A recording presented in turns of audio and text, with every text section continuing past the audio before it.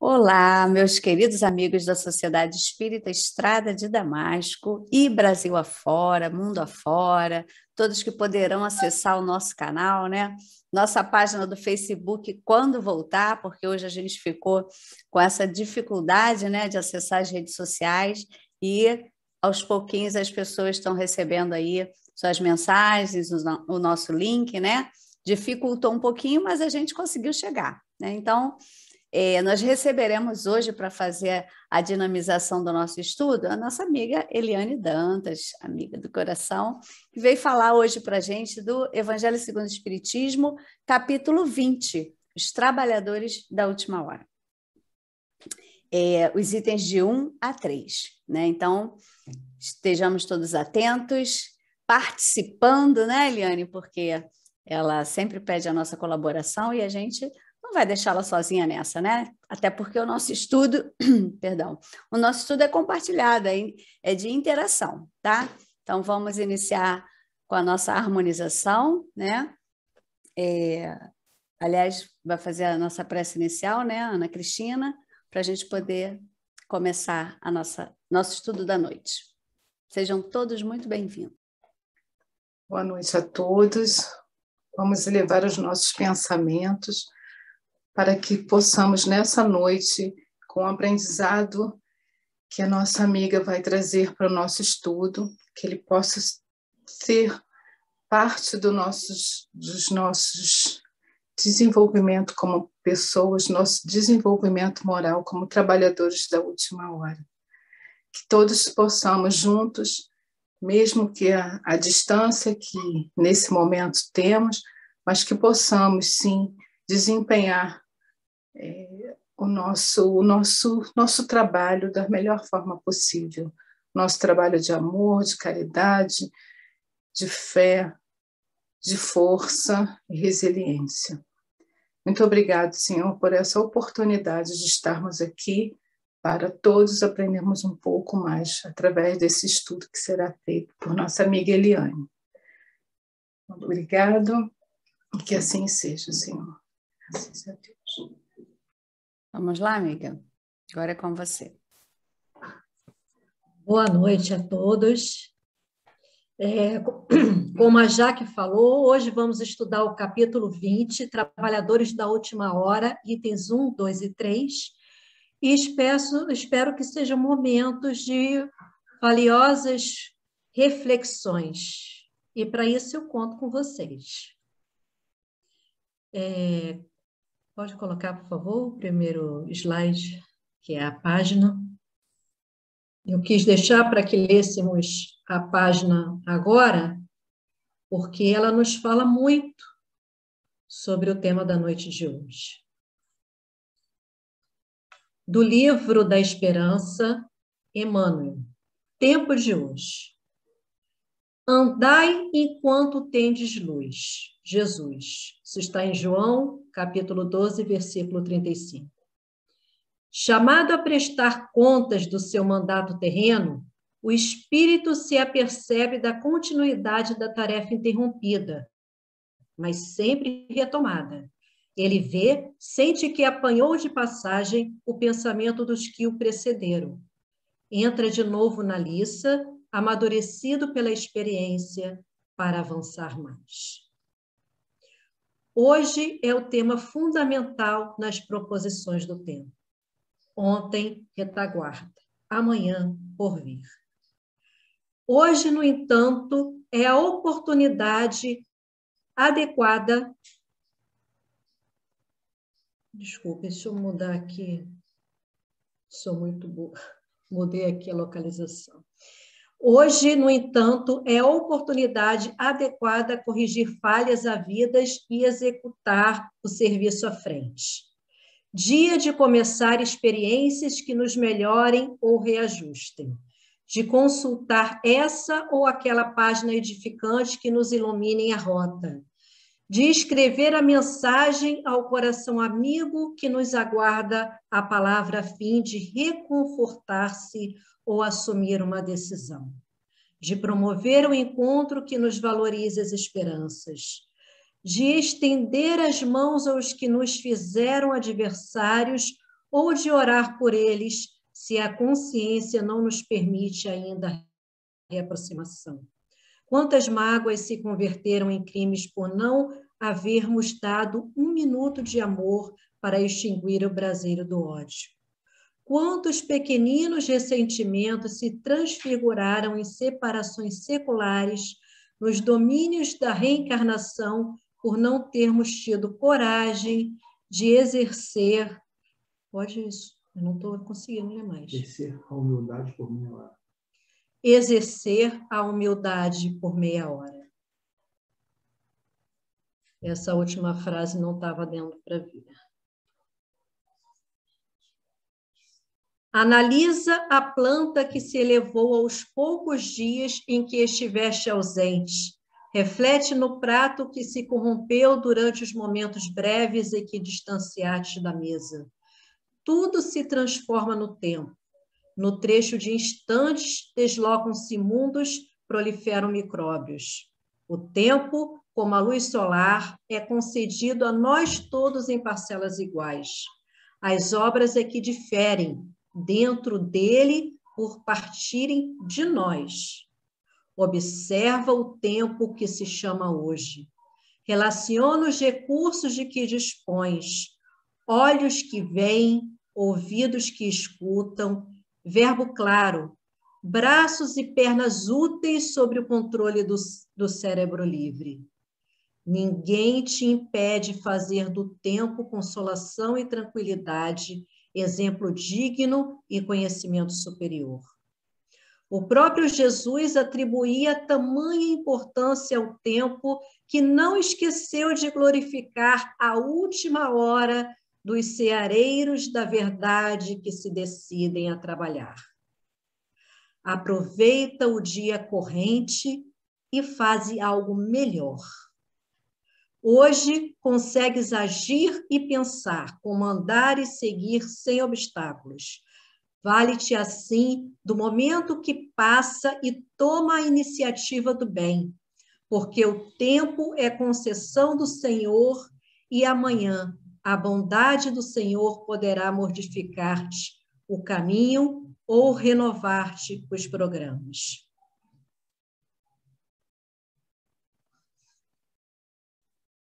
Encerrou? Bom, essa página, ela nos convida a refletir sobre esse tema, os trabalhadores da última hora. Ela nos fala do tempo, ela nos fala do trabalho, do trabalhador, ela nos fala do administrador. E para conversarmos sobre essa parábola, eu vou ler a parábola e aí a gente parte para as nossas reflexões. Os trabalhadores da última hora. O reino dos céus é semelhante a um pai de família que saiu de manhã cedo a fim de contratar trabalhadores para a sua vinha. Depois de combinar com os trabalhadores que cada um receberia 1 denário por dia, mandou-os à vinha. Saiu ainda na 3ª hora do dia e, vendo outros que permaneciam na praça, desocupados, disse-lhes: Ide também vós à minha vinha, e eu vos darei o que for razoável. E eles foram. Ele ainda saiu na 6ª e na 9ª horas do dia e fez a mesma coisa. E saindo pela 10ª hora, encontrou outros que lá estavam sem fazer nada, aos quais disse: Por que permaneceis aí ao longo do dia sem trabalhar? Responderam: Porque ninguém nos contratou. E ele lhes disse: Ide também vós à minha vinha. Chegando à tarde, o senhor da vinha disse ao seu administrador: Chama os trabalhadores e paga-lhes, começando pelos últimos até os primeiros. Aqueles, pois, que só tinham vindo à vinha pela 10ª hora, aproximando-se, receberam 1 denário cada um. Vindo, por sua vez, os que tinham sido os primeiros contratados, acreditaram que lhes daria mais, mas não receberam mais que 1 denário cada um. Ao receber, murmuravam contra o pai de família, dizendo: estes últimos só trabalharam 1 hora, e tu lhes pagas o mesmo que a nós, que suportamos o peso do dia e do calor. Mas, por resposta, disse a um deles: amigo, eu não te fiz injustiça. Não combinaste comigo 1 denário por tua jornada? Toma o que é teu e vai. De minha parte, quero dar este último tanto quanto a ti. Então, não me é permitido fazer o que eu quero? Ou o teu olho é mau porque sou bom? Assim, os últimos serão os primeiros e os primeiros serão os últimos, porque há muitos chamados e poucos escolhidos. Isso está em Mateus, capítulo 20, versículo de 1 a 16. Essa parábola, ela traz muitas indagações. E isso é muito desafiador. Mas por que é muito desafiador? A Nete Guimarães, ela comenta conosco que essa parábola, ela nos fala de muitas coisas que nós não queremos admitir em nós mesmos. Situações difíceis para que admitamos. Mas antes de conversarmos sobre essas situações, voltemos à parábola. E aí, nós temos aí alguns questionamentos que eu gostaria de pedir a vocês que comentassem sobre esses questionamentos. Quem é o senhor da vinha?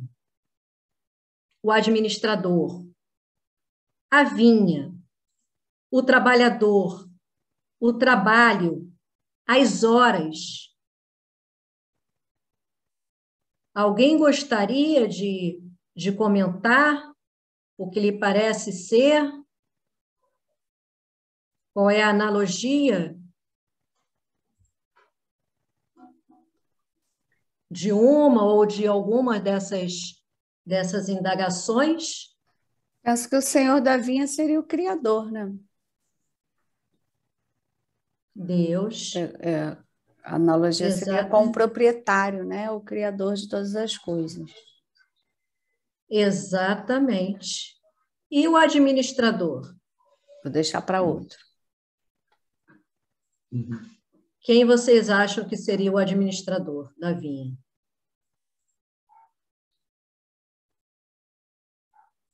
Não? Valna quer falar? Está mudo, Valna. Está mudo, você não está com o microfone ligado. A vinha, eu acho que é o planeta Terra, com todas as coisas que a gente tem que fazer de trabalho aí, não só para a gente, mas para todos, né? Que a gente não trabalha sozinho.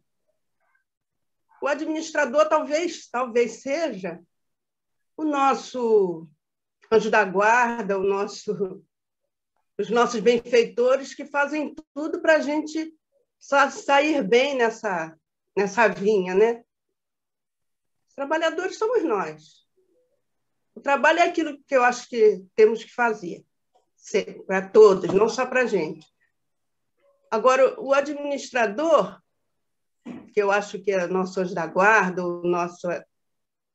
nossos benfeitores espirituais, eles torcem para que a gente não fique parado por aí no plano espiritual ou aqui já encarnado mesmo e não faça nada. A gente vem com a missão e não quer fazer nada. Aí volta para o plano espiritual, continua sem fazer nada. E os nossos amigos ficam torcendo para que a gente, como fiador da gente, fica querendo que a gente venha e eles assumem por nós essa missão conosco, né? Para que a gente vença também e trabalhe nessa vinha. Eu acho que é isso. E as horas... Estou falando um pouquinho de cada e acho que não estou falando nada. As horas. Está falando, com certeza está falando. E as horas é que a gente não deve perder tempo. E não importa quem chegou primeiro ou por último, o negócio é trabalhar. Porque se ficar esperando, uns querem, outros não querem, a gente vai fazendo a nossa parte, influenciando outros, né? E a gente vai receber a mesma coisa, porque para o Pai não tem diferença de pagamento. Ele vai dar o reino de Deus a cada um de nós. Ele prometeu, né? Jesus prometeu. Então, acho que é isso, mais ou menos isso. Mas tem muita coisa para ser falada que eu não sei falar. Não, Mas eu muito, entendi mais ou menos isso. Hã? muito bom, muito bom. Agradeço a contribuição da Jaqueline, você também, Valna. Alguém quer mais contribuir, mais alguma coisa para acrescentar? O administrador, nós podemos também imaginar que seja Jesus, não é? Porque nós sabemos que Jesus, ele é o nosso governador, né? O governador do planeta Terra. Então, nós podemos imaginar também que seja Jesus, não é isso?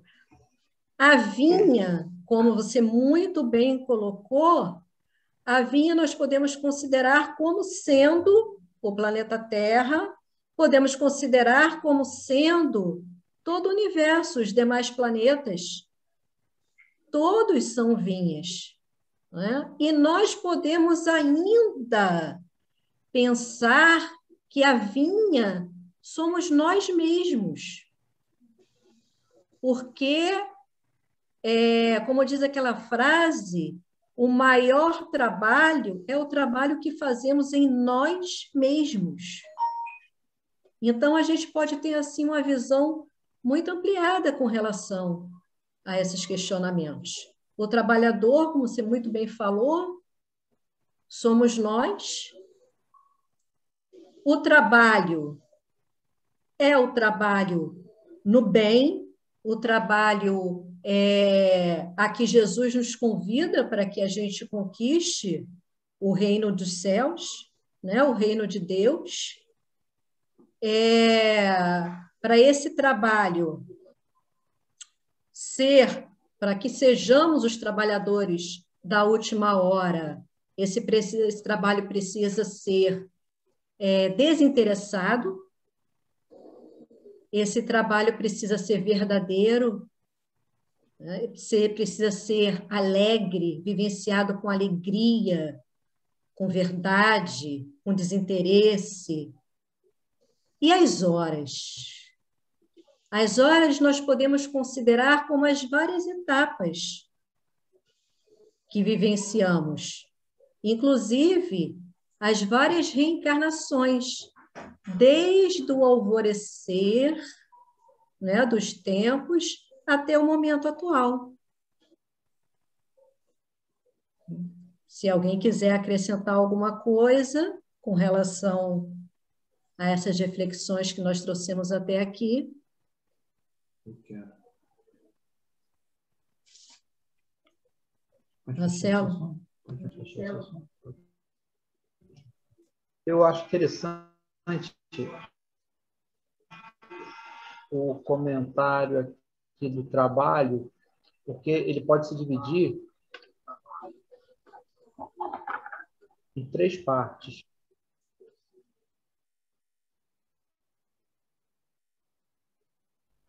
A primeira é o auto, o segundo, que é através da... Mas todos eles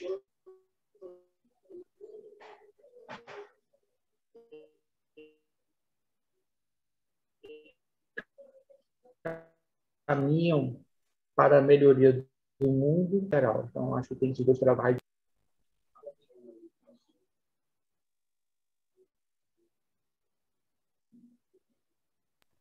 Obrigada. Isso mesmo. Então, eu vou dando continuidade no livro Libertação, de André Luiz, psicografia de Chico Xavier. Ele nos fala sobre como a Terra emerge para o homem racional há 40 mil anos. E nós podemos fazer analogia com o alvorecer na parábola, né? E no livro A Caminho da Luz, ele narra sobre o encadeamento lógico, que no caso seriam as horas, né? A sociedade hindu, os egípcios, hebreus, Jesus, até chegar à atualidade. E nesse contexto está o despertar de consciências. Porque uma vez despertos, acaba a problemática com a hora, com o tempo, com eu, com você, com ele. Porque aí passa a ser nós. Nós saímos do gueto, dos guetos e passamos para a comunhão. Nós podemos citar como exemplo aquela tribo africana, Umbutu. Muitos já devem ter ouvido falar, que eles têm como filosofia o eu sou porque nós somos. Olha que coisa linda. Eu sou porque nós somos. Pode passar o próximo slide, por favor? Pode ler para mim, por favor, Júlio? Está conseguindo ler? Está meio turvo. Vive o homem incessantemente em busca da felicidade, que também incessantemente lhe foge, porque felicidade sem mescla não se encontra na terra. Entretanto, malgrado as vicissitudes que formam o cortejo inevitável da vida terrena, poderia ele, pelo menos, gozar de relativa felicidade se não procurasse as coisas perecíveis e sujeitas às mesmas vicissitudes, isto é, nos gozos materiais, em vez de procurar nos gozos da alma. Levanta só um pouquinho para ver. Muito aqui. Não, né? Só queria ver o livro.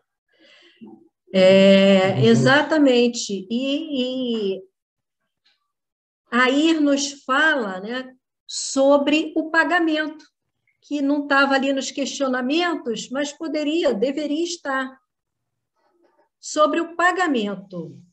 O que podemos entender como sendo o pagamento que o Senhor da Vinha oferece? A felicidade. Liane. Poderíamos... Oi. Eu diria os frutos, né, que nós colhemos a partir da semeadura, né? Coisas boas. E os frutos? Bons frutos. Aí, no caso, exatamente. Aí, quando a gente se refere aos trabalhadores da última hora, né? Aqueles que realmente eles buscam efetuar o trabalho proposto, né, por Jesus. Então, podemos imaginar que realmente o fruto seria a felicidade, o encontro com o reino de Deus, não é isso? Imagino que seja por aí. Onde Jesus, ele diz para a gente, buscai primeiro o reino de Deus e toda a sua justiça, e o mais lhe será acrescentado. Como nós temos pouca fé.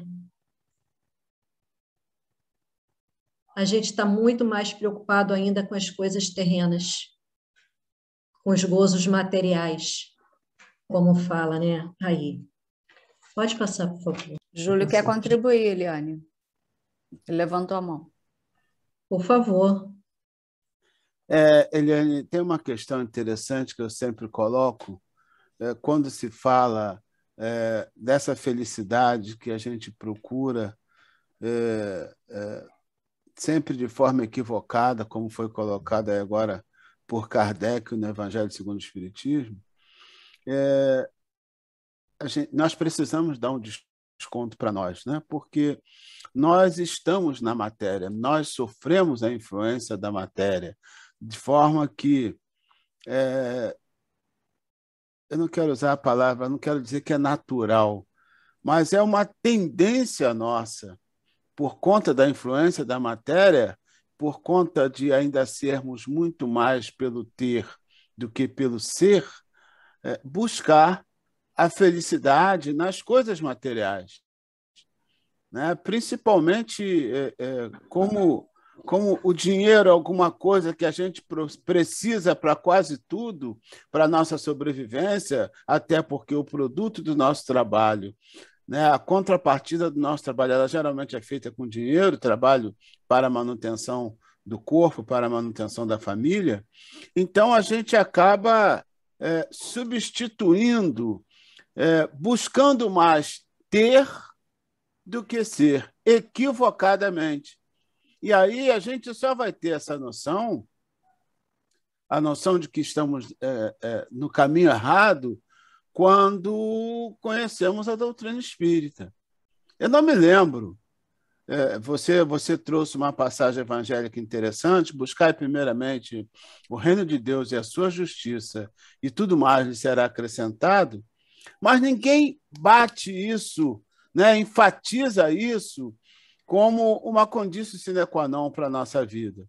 Isso geralmente é passado, assim, muito en passant, né? E aí a gente não se dá conta de que é preciso, de fato, buscar primeiramente o reino de Deus e a sua justiça. Então, entender, inclusive, o que está por trás dessa simbologia, né, do reino de Deus, para que a gente possa caminhar.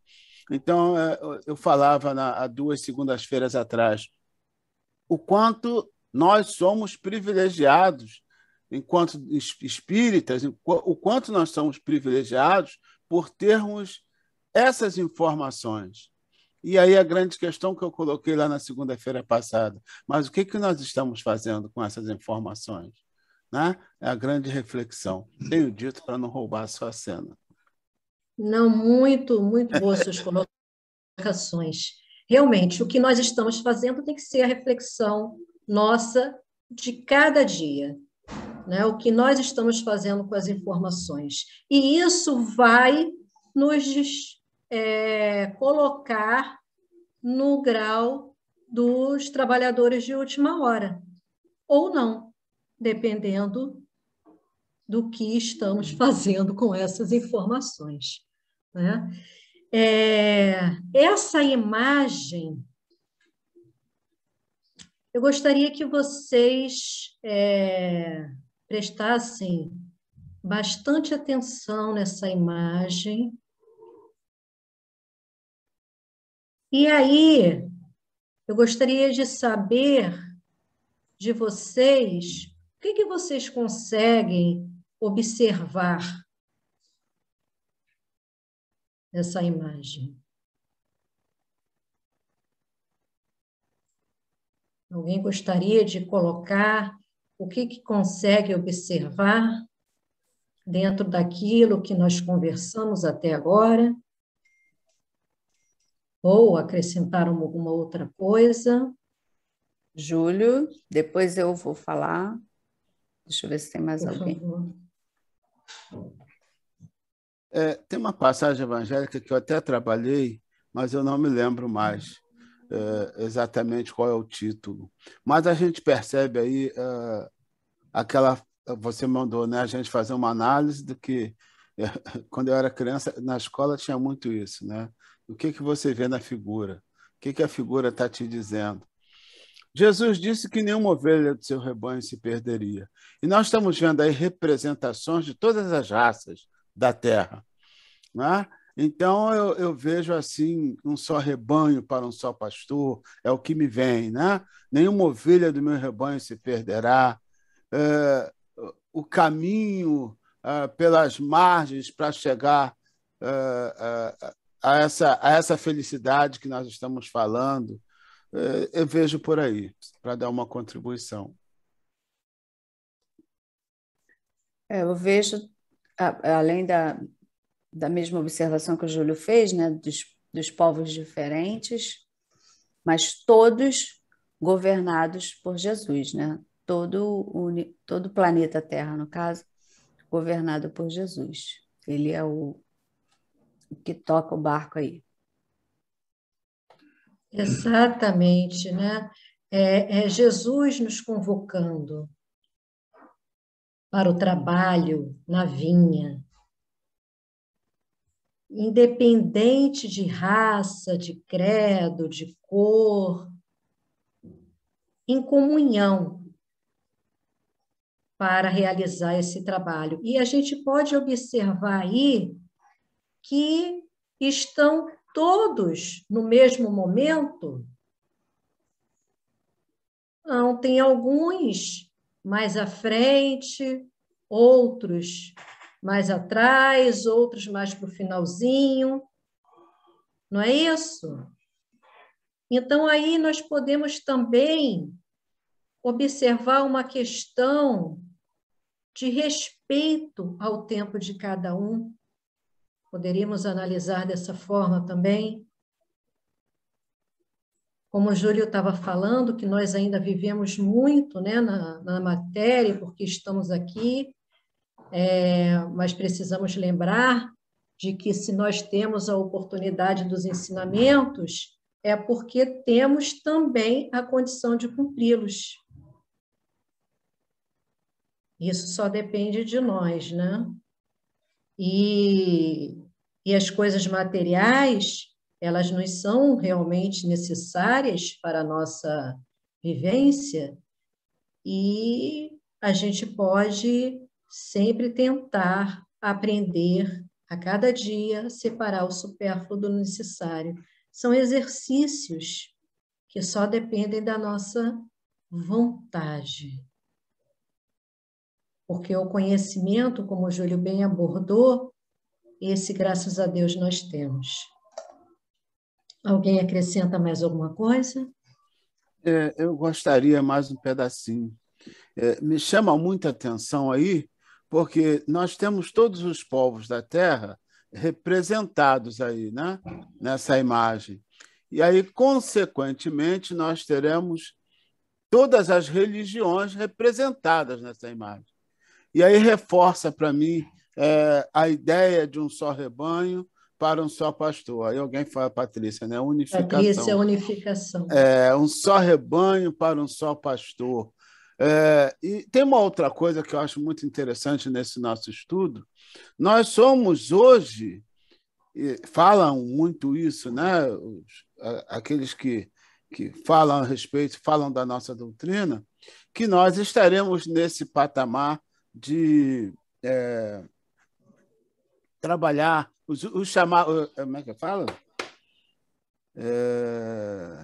Qual é o nosso Muitos título? chamados, poucos escolhidos? Não, o nosso título é Trabalhadores da última hora. Trabalhadores da última hora. Então, nós estaremos muito nesse contexto hoje, atualmente, no estágio que nós nos encontramos, com as informações que já possuímos e com os frutos que devemos produzir com as informações que nós já temos, que a doutrina espírita nos traz, nesse patamar de trabalhadores da última hora. Mas quanto tempo isso vai levar, né? Porque daqui a mais 100 ou 200 anos, talvez 300 anos, outros virão e assumirão essa postura, porque novas informações, novas leis serão descobertas, a nossa capacidade intelectiva também vai se ampliar e nós vamos descobrindo outras coisas, outras interpretações, inclusive dos textos sagrados, à medida que nós formos caminhando,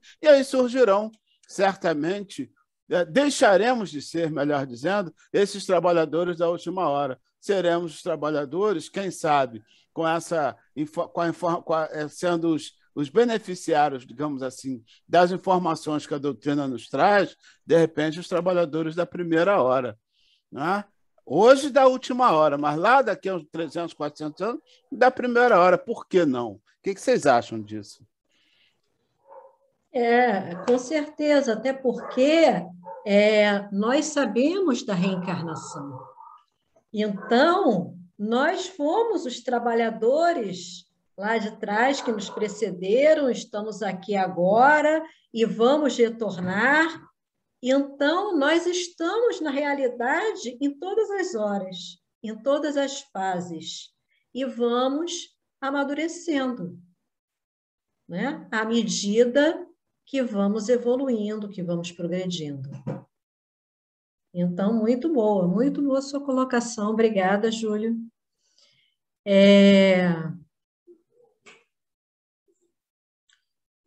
Há uma metáfora no Livro dos Espíritos, a Toroudo cita para a gente, que quanto mais subimos a montanha, mais se amplia o nosso campo de visão, né? Então, nós só conseguimos ter a visão que nós temos hoje porque nós estamos sobre os ombros de gigantes, fazendo analogia sobre os que nos precederam.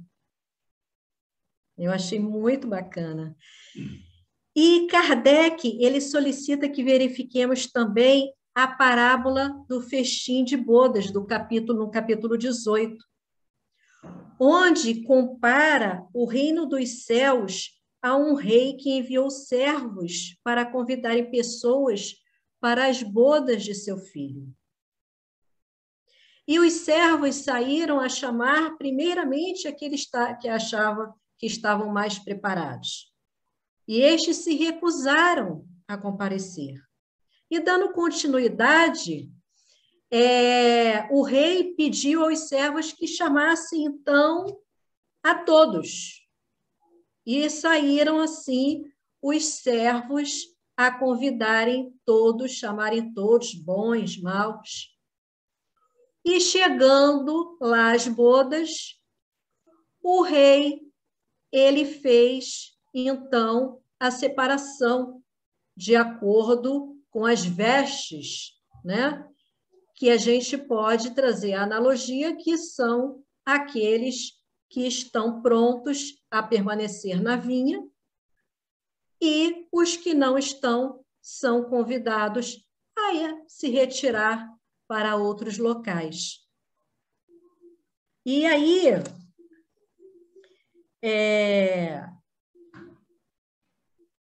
nós temos a premissa, então, que é a mesma, o reino de Deus, como também a conclusão,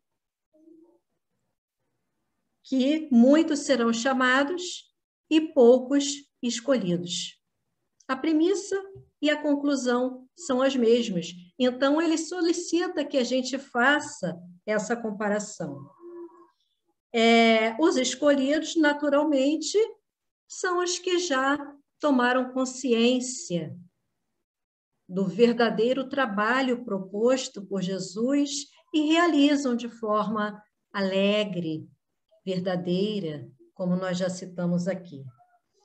Nós podemos também comparar a parábola do filho pródigo, do óbolo da viúva.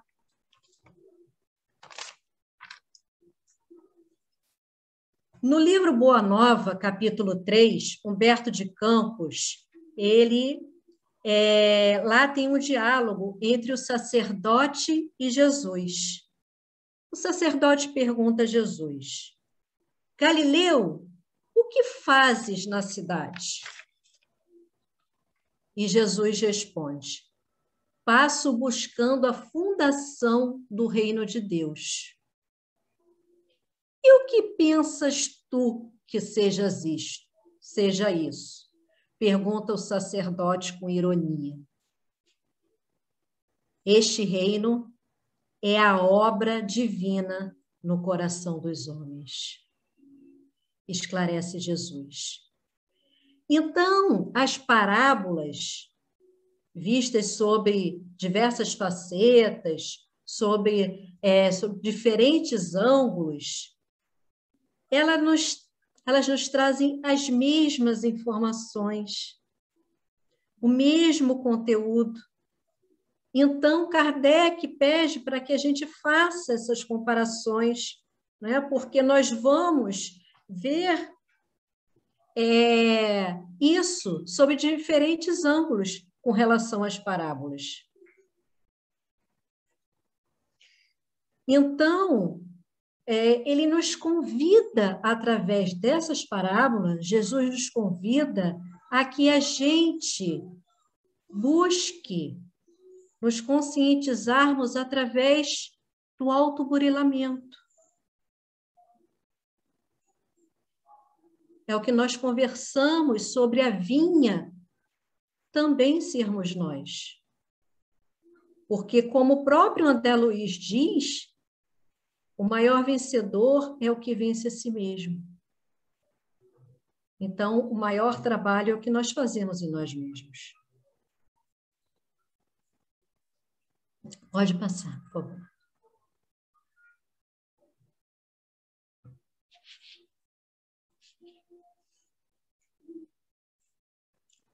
Haroldo, ele comenta sobre uma analogia, né, do arco-íris com as suas diversas cores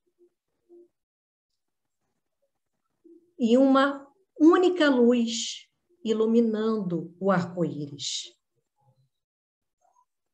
que são as pessoas, cada um buscando do seu modo, de acordo com a sua luz, essa luz única.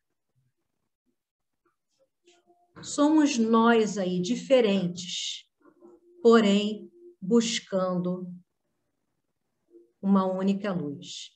Eu achei bem bacana também essa analogia.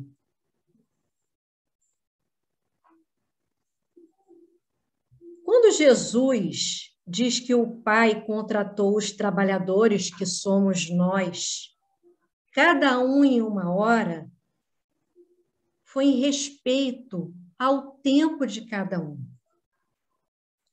Porque nós, às vezes, estamos na vinha muito preocupados com o trabalho do outro, julgando o trabalho do outro, ao invés de estarmos preocupados conosco, com o nosso trabalho. E aí nós controlamos, julgamos, e assim nós esquecemos que cada um tem o seu papel, cada um tem o seu momento. E disso só Deus é quem sabe. Às vezes, um segundo só será chamado após um determinado tempo, após o primeiro desempenhar uma determinada função. Há uma lógica nisso, que é a lógica das horas, que foi citado na parábola. E a nós cabe termos noção de conjunto, respeitar o direito de igual pertencimento. Para estarmos preparados para o processo de ampliação, precisamos ter a compreensão de essência, sem nos prendermos à forma. Assim conseguiremos entender a continuidade. Eis aí o desafio. Falando em desafio, aí vamos voltar à fala da Anete Guimarães, que ela mencionou, lembra que eu falei no início, que essa parábola, ela nos traz muitos desafios, porque ela aborda situações que muitas vezes nós não queremos identificar em nós. Marcel Proust, que é um escritor francês, ele traz a seguinte mensagem: a verdadeira viagem de descobrimento não consiste em procurar novas paisagens, e sim em ter novos olhos. Termos olhos de ver, principalmente a nós mesmos. E aí a Anete, ela aborda a diferença do conhecer para o compreender. O conhecer, como o nome já diz, é ter o conhecimento de determinado assunto. E o compreender é quando trazemos esse conhecimento para nós, tornando nosso, usando para diferentes situações. Então, esse é o compreender.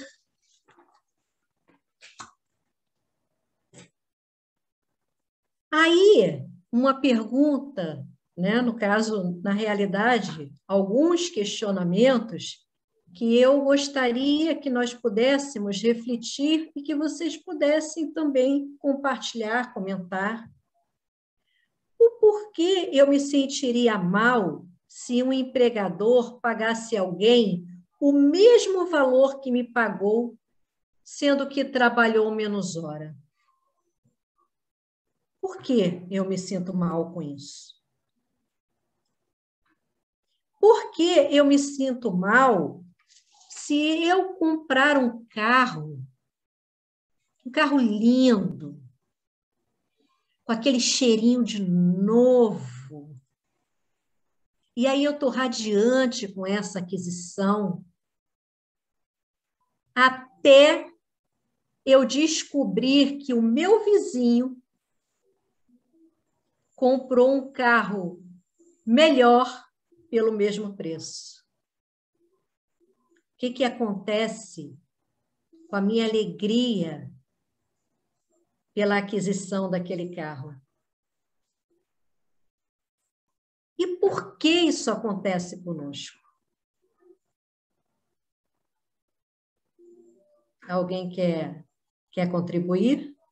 Eliane, eu queria falar, porque isso remeteu àquele estudo que eu fiz, lembra, sobre inveja, e em que eu trouxe a diferença entre inveja e cobiça, né? E eu lembro também dessa passagem, porque era justamente isso, a gente, infelizmente, né, está muito preocupado com o que o outro adquiriu, e, inclusive, deixa essa sensação que você falou agora, né, da aquisição que teve, fica de lado, né? E a preocupação passa a ser porque o outro adquiriu algo melhor que eu, ou igual, né? Mas eu me lembro bem que naquele estudo eu me identifiquei, né? Eu estou mais dentro da cobiça do que da inveja, porque a inveja ela tem um sentimento mais nocivo, né? De que você não quer para o outro, né? Você não vai conseguir, mas também você não quer que o outro não consiga, não quer que o outro consiga, melhor dizendo, né? Então isso tem essa conotação de perversidade, de maldade, né? Eu acho que a inveja está muito associada. Mas é isso. A cobiça não, você quer ter, o outro teve, mas você também quer ter, né? Você não quer que o outro deixe de ter, né? Ou não consiga aquilo. Então, é um sentimento mais mesquinho, mais danoso, né, para a gente, eu penso. Entendido. Patrícia colocou aí, né? Orgulho, inveja e egoísmo. Na realidade, nesses casos, não é só a questão do eu querer ter também, né? É eu me aborrecer. Como assim? O vizinho comprou um carro melhor do que o meu e ainda pelo mesmo preço. Ah, não. A Ana está com a mão levantada, Eliane. Pode falar. Eu acredito que dentro do que você tem mostrado, até por conta dessa parábola, né, que é um ensinamento moral, que a gente confunde muito a questão da justiça com o merecimento.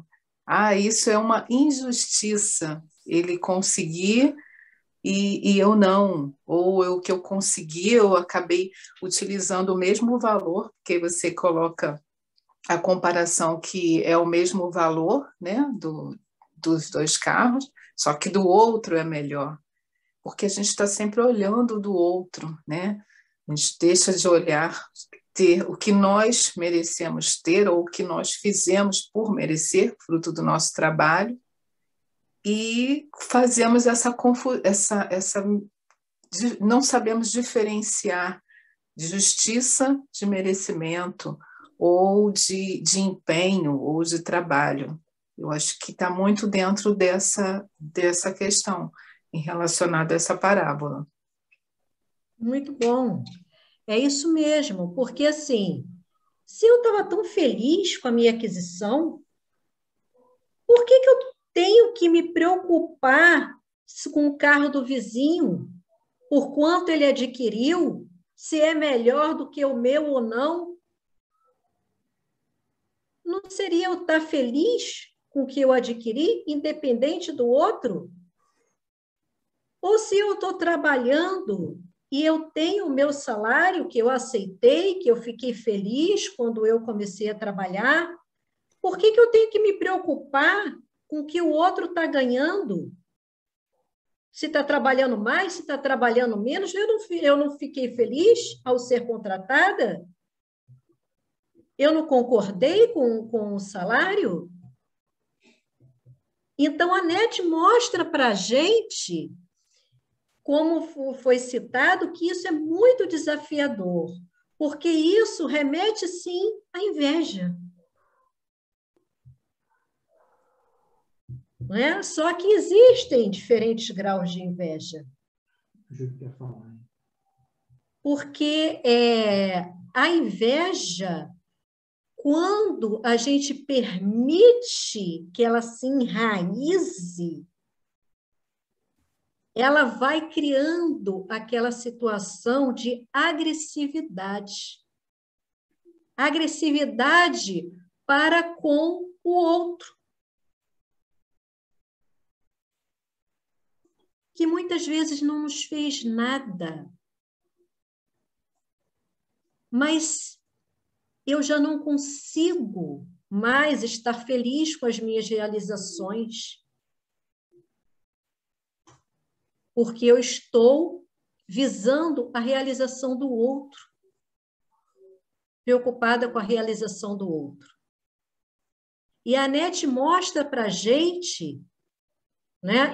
Inclusive ela fala sobre 3 institutos que estudam sobre isso.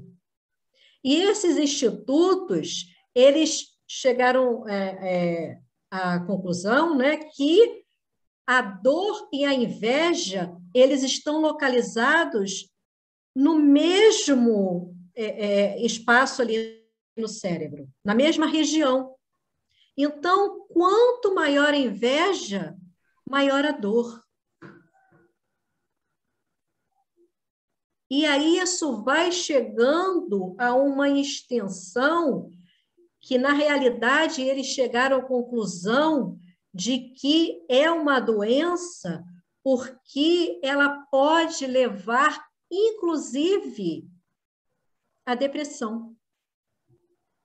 Porque uma vez que eu não consigo mais estar feliz com as minhas conquistas, com o que eu tenho, então, aquela falta de realização, de alegria, pode me conduzir a um processo depressivo. Júlio quer falar? É rápido. Eu queria me reportar aqui a sua primeira pergunta, quando você trouxe para nós, por que eu me sentiria mal se recebesse igual aquele que trabalhou menos? Mais ou menos isso que você perguntou, né? E aí eu vi, certa vez, uma interpretação que eu achei muito interessante, em que lá o expositor ele dizia que essa escolha do senhor da vinha teria sido por conta também da especialidade de cada um, né? Ele coloca assim, que os trabalhadores da primeira hora seriam aqueles que trabalharam na fundação, no alicerce, não é? Depois aqueles que vieram, outros trabalhadores que levantaram a construção, e aí já precisa de um pouco mais de conhecimento, é o pedreiro, é o encarregado lá da obra, precisa de um pouco mais de técnica. E os trabalhadores da terceira hora já teriam especialidades. Então, eles chegam depois, com a obra já pronta, aqueles que vão trabalhar no acabamento, aqueles que vão ter uma atividade, eu quero dizer assim, com muitas aspas, mais limpas, né? Não é mais aquela coisa da massa, do reboco, não. É um trabalho, agora é o acabamento, é a pintura, é o revestimento, e o trabalho vai ter o mesmo valor, vai chegar depois, vai fazer menos esforço, porque é mais específico. Eu acho essa colocação bastante interessante também para ilustrar esse nosso estudo. Só para a gente acrescentar aí, porque nós falamos mais da segunda parte, da sua segunda pergunta, e não comentamos muito a primeira, que também é muito interessante, né? Porque isso, quando eu ouvi falar dessa parábola pela primeira vez, eu achei também que aquele que estava contratando é um injusto. Como é que eu chego? Como é que eu estou desde o início no trabalho, trabalhei a beça, e o outro que chega depois trabalha bem menos e ganha igual a mim? Também achei injusto. E aí essa explicação foi começando a clarear as minhas ideias, tenho dito. É a qualidade do trabalho que conta, e não o tempo. E outra coisa, aquele que veio depois para complementar o trabalho do primeiro, ele pode ter ali trabalhado menos tempo, mas e o tempo que ele se dedicou a se especializar naquilo? Exatamente. Não é? Então, não é o tempo, é a qualidade que conta. Jaque. Era justamente isso que eu ia complementar, porque também eu ouvi uma interpretação nesse sentido, que quando a gente analisa a letra fria, né, fica difícil, a gente vai enxergar de uma forma, sendo uma forma injusta. E é justamente isso. Por exemplo, eu estou no Damasco há 16, 17 anos, sei lá, né? Eu já sei muito? Sei nada. Cada dia que eu chego, que a gente está aqui junto, está estudando, está vendo de uma forma diferente, ouvindo por outras vertentes, outras análises, melhor dizendo, a gente vai aprendendo um pouquinho mais. No entanto, pode ter outras pessoas que vão chegar, né, mais recentemente na doutrina, vão aplicar muito melhor esses conhecimentos do que eu, que já estou esses anos todos. Então, como você disse, a qualidade desse aprendizado, né? O que você falou também um pouquinho antes, e o Júlio, o que estou fazendo com os conhecimentos que eu estou adquirindo? De que forma que eu estou aplicando isso na minha vida, né? Então, isso valoriza esse conhecimento que a gente está adquirindo, porque isso faz com que a gente seja carta viva, como a gente vem de vez em quando repetindo, né? A doutrina. Como é que eu estou colocando, exemplificando, vivendo esses ensinamentos, né? Isso é o que mais vai contar para a gente, né? Quando a gente chegar lá do outro lado, né? O quanto que eu trabalhei, né? Quanto tempo que eu sou espírita, quantas doações de cesta básica eu fiz? Não é isso que vai contar, né? Mas como eu amei, o que eu já me melhorei nesse tempo todo, quais as mudanças significativas que a doutrina tem na minha vida. Então, isso é o que mais tem que se valorizar aí nesse sentido. Porque a questão da injustiça vem no primeiro momento, né? Mas precisa parar para analisar com uma outra vertente, né? Entendi. Posso dar um pitaco? E a gente está vendo só essa encarnação, mas nós já estamos reencarnando várias vezes aqui na Terra. Nós já fomos aqueles trabalhadores da primeira hora que estamos retornando, nos aperfeiçoando, e como o Júlio fez a analogia aí, vamos nos aprimorando, né? Primeiro foi o trabalho braçal, e agora é o trabalho mais intelectual, mas estamos agora como trabalhadores de última hora, com essa oportunidade da nossa melhora e de levar irmãos também conosco para crescer. E nós temos a bênção de ter esse conhecimento, né, da reencarnação. Posso falar? Marcelo quer falar. Deixa eu tirar o teu som.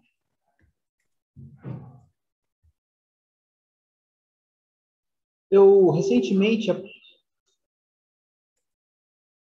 Tira o teu som? Recentemente eu ouvi um companheiro evangélico falando sobre prosperidade, riqueza. Um pouco do que Eliane disse, né? Será que conhecer reencarnação é uma riqueza? Um pouco do que a Jaque disse também. Ele disse que riqueza e prosperidade não é ter, é poder usufruir. Então, há muitas pessoas que são ricas porque têm, mas são pobres porque não usufruem. Então, riqueza e prosperidade é poder fazer uso daquilo. Então, ter o conhecimento espírita sem fazer uso só nos torna mais informados, mas não nos torna transformados. Obrigado. É o que foi falado. Abre o microfone, Eliane. A diferença que a NET trouxe para a gente sobre o conhecer e o compreender. Conhecer é ter o conhecimento sobre o assunto. E o compreender é trazer esse conhecimento para nós. É introspectar e, naturalmente, agir através dele. Vamos dando continuidade, que o Marcelo está aqui me mostrando a questão da hora. Pode passar aí, por favor. E aí, nós temos a fábula do vagalume e a cobra, né? Onde a cobra vivia perseguindo o vagalume, querendo devorá-lo. Certo dia, cansado de fugir, o vagalume parou e perguntou à cobra: pertenço à sua cadeia alimentar? A cobra responde: não. Eu te fiz algum mal? Não. Então, por que você me persegue? É que eu não suporto ver você brilhar. Então, isso é que nós precisamos refletir com relação ao nosso sentimento para com as conquistas do outro. Nós precisamos brilhar através das nossas conquistas e ficarmos felizes com a conquista do outro. Senão, nós vamos estar aí agindo conforme a cobra, perseguindo o outro.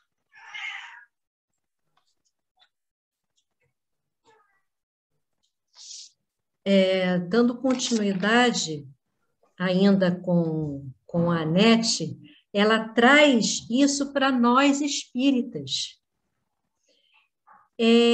dando alguns exemplos, né? Sou trabalhador da casa espírita há X anos. Aquele chegou agora e quer ter mais voz que eu? A gente já viu isso em algum momento, não? Quem pode dizer que nunca viu ou que nunca sentiu dessa forma? Ou sou palestrante há 20 anos e ele chegou agora e está tendo mais notoriedade do que eu? Será que a gente nunca se sentiu assim? E aí nós podemos continuar falando também sobre mediunidade, né? A frequência das reuniões mediúnicas e tantos outros exemplos. Como precisamos refletir, falar um pouco sobre o que a Jaqueline também mencionou, né? O tempo de casa espírita. Jaqueline falou um pouco sobre isso. Então, não importa o que acontece, e sim como nos sentimos com relação à situação. A única pessoa, a Nete continua dizendo, né? A única pessoa que podemos mudar somos nós mesmos. Então, não adianta responsabilizarmos o outro por nada. É a nossa resposta à situação que define a nossa vida. A nossa resposta à situação que define a nossa vida, que define quem nós somos. Pode passar. Chico traz aí para nós, né? Aos outros eu dou o direito de ser como são. A mim dou o dever de ser cada dia melhor. Pode passar.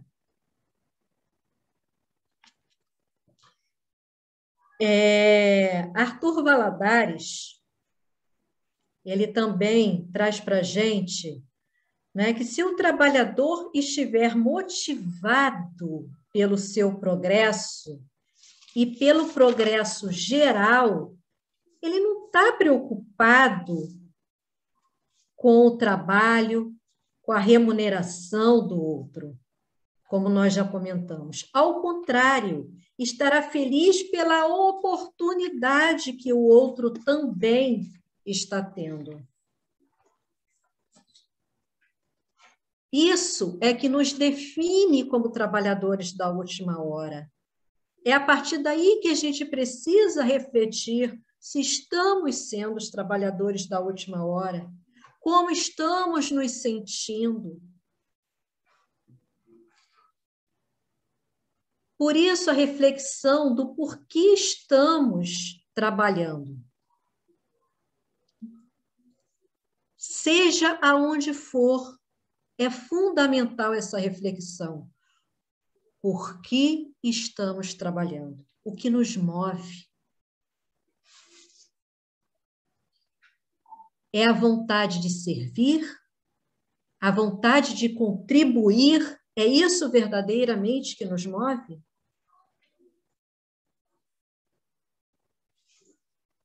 Emmanuel, no livro Pensamento e Vida, no capítulo 7, ele define o trabalho, ação do trabalho de serviço.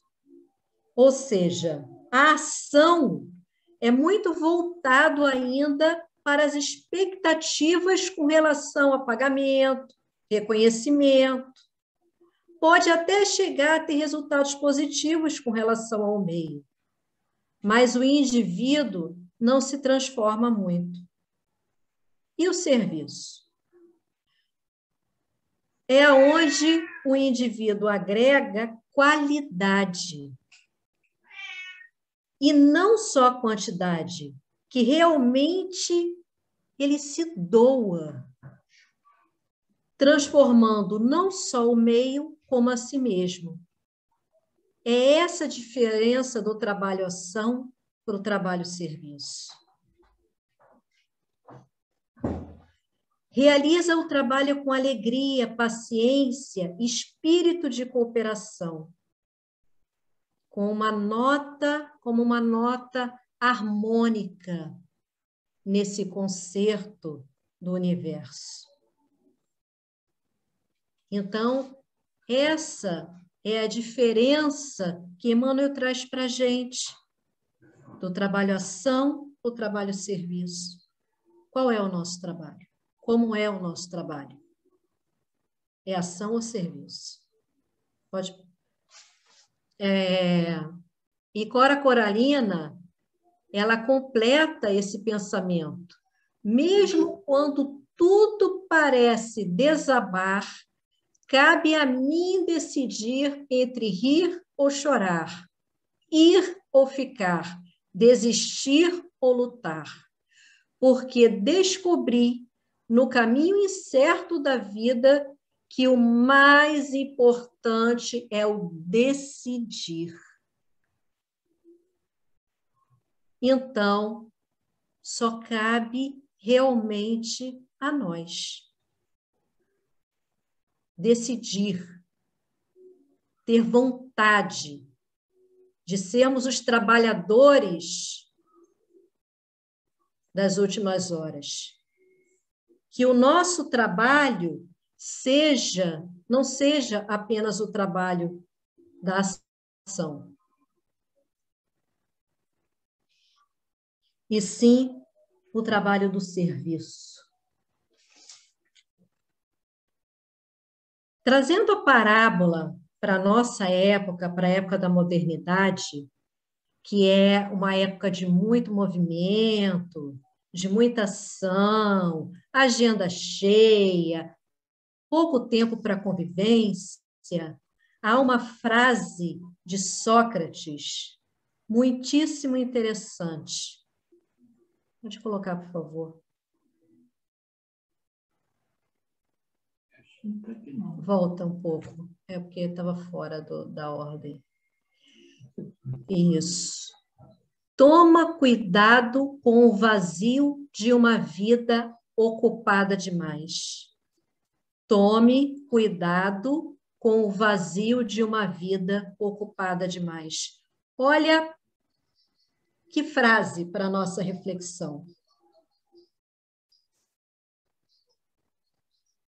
Porque nós, muitas vezes, nós ocupamos demais o nosso tempo.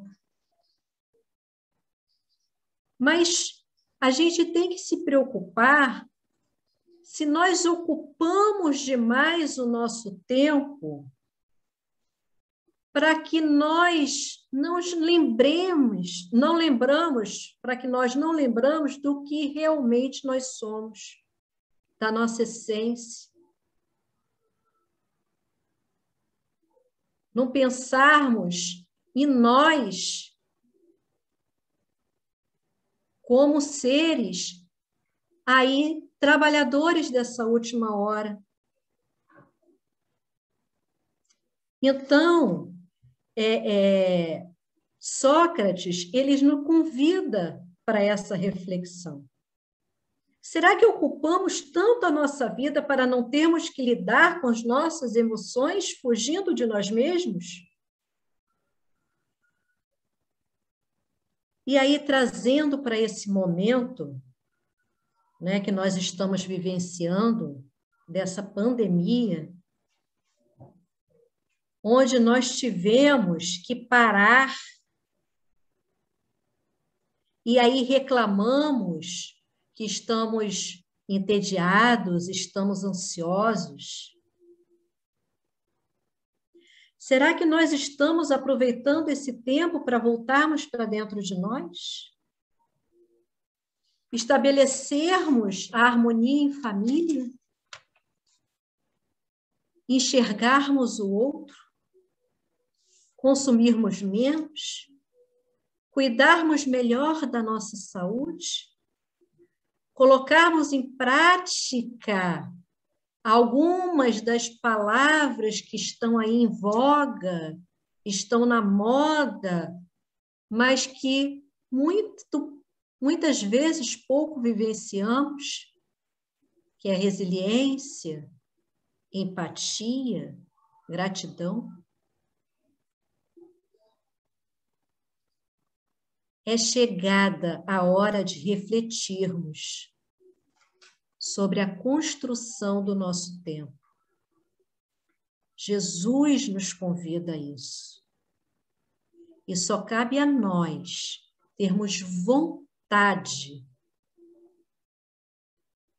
de refletirmos e de agirmos como trabalhadores da última hora.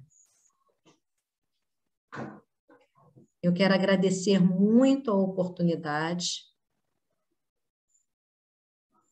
Quero agradecer a contribuição de vocês.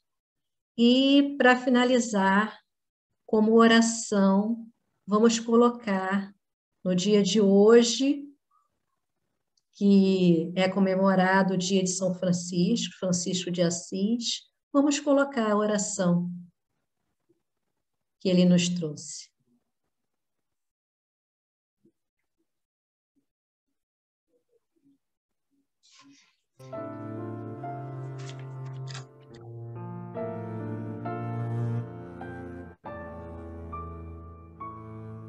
Senhor, fazei-me um instrumento de vossa paz. Onde houver ódio, que eu leve o amor. Onde houver ofensas, que eu leve o perdão. E onde houver discórdia, que eu leve a união. Onde houver dúvidas, que eu leve a fé. Onde houver erros, que eu leve a verdade. Onde houver desespero, que eu leve a esperança. Onde houver tristeza, que eu leve a alegria. E onde houver trevas, que eu leve a luz. Mestre, fazei que eu procure mais consolar que ser consolado, compreender que ser compreendido, amar que ser amado, pois é dando que se recebe, é perdoando que se é perdoado, e é morrendo que se vive para a vida eterna.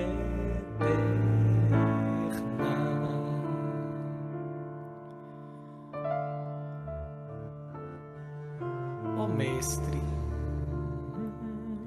fazei-me um instrumento de vossa paz. Onde houver ódio, que eu leve o amor. Onde houver ofensas, que eu leve o perdão. Onde houver discórdia, que eu leve a união. E onde houver dúvidas, que eu leve a fé. Onde houver erros, Mestre amado, que eu leve a verdade. Onde houver desespero, a grandeza da esperança. E onde houver tristeza, a tua doce alegria. E onde houver trevas, que eu leve a luz. Ó Mestre, fazei que eu procure mais consolar que ser consolado, compreender que ser compreendido, amar que ser amado, pois é dando que se recebe, é perdoando que se é perdoado, e é morrendo que se vive para a vida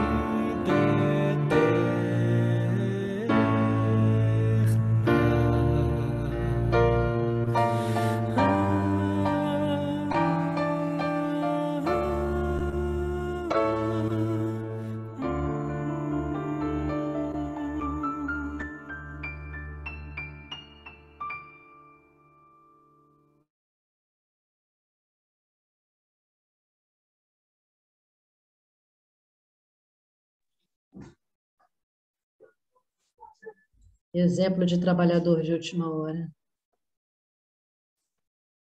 Verdade. Essa canção, ela nos faz, né, assim, refletir o quanto a gente ainda precisa caminhar, mas nos dá esperança de que a gente pode ser melhor, né? Que a gente não deve desistir, apesar das dificuldades, né?